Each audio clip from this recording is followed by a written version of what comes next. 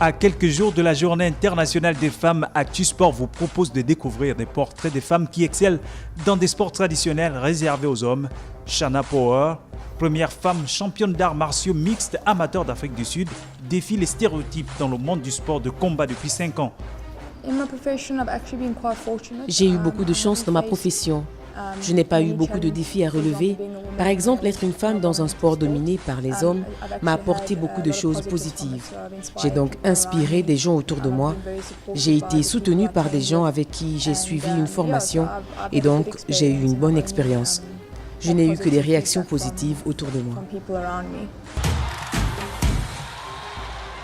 Le trophée de la Coupe du monde de football est arrivé pour une tournée de 2 jours en Ouganda. Le président ougandais Yoweri Kaguta Museveni était présent pour l'événement, alors que le trophée sera exposé en public ce mardi à Kampala, à 100 jours du coup d'envoi du mondial russe.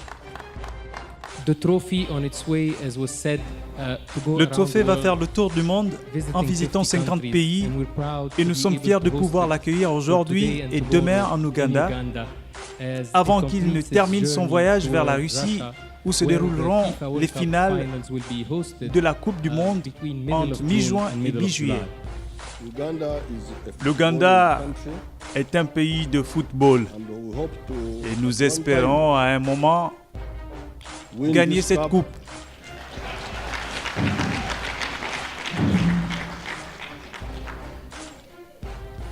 Et la conserver en Ouganda.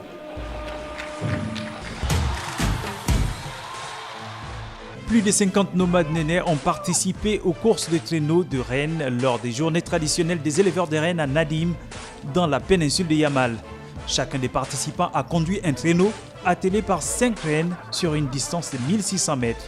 Les gagnants des courses masculines et féminines ont reçu des motoneiges. Environ 40 000 nénais vivent dans la région arctique russe et beaucoup travaillent dans l'élevage traditionnel des rennes.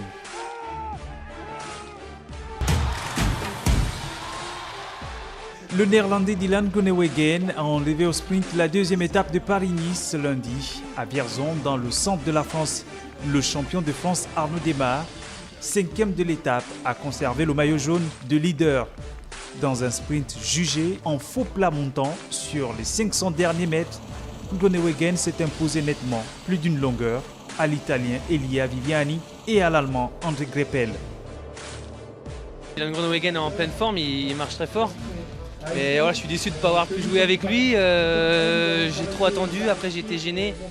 Et j'ai pas fait un vrai sprint, mais c'est vrai que j'aurais aimé jouer, voir un petit peu, pouvoir le titiller. Donc non, c'est sûr que je suis déçu aujourd'hui. Passer 1 heure à la piscine sur sa pause déjeuner, rien d'étonnant dans beaucoup de pays occidentaux, mais en Suède, des employeurs poussent cette pratique à l'extrême en rendant le sport obligatoire au travail. Faire un jogging ou du yoga sur son temps de travail, c'est presque devenu banal en Suède. Près de 70% des Suédois font du sport au moins une fois par semaine et certains employeurs poussent la pratique à l'extrême en rendant l'activité physique obligatoire, comme la marque de vêtements Björn Borg.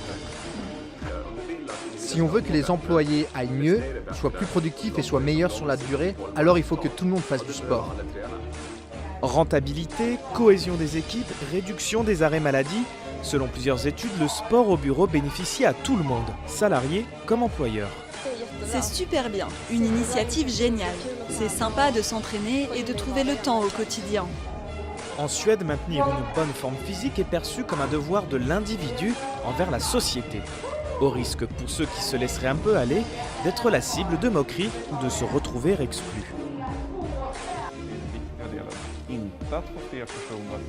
L'important, ce n'est pas que plus de gens rejoignent ce mouvement et l'acceptent, mais plutôt de trouver des manières de s'opposer à cette culture, oser la remettre en question et trouver des alternatives qui permettent de faire des choses ensemble et d'avoir un lieu de travail qui n'est pas marqué par l'idée que tout le monde doit faire du sport.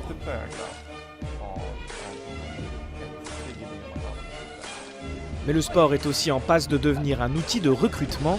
Certaines grandes entreprises espèrent attirer de nouveaux employés en subventionnant des activités sportives comme le golf ou l'aquagym.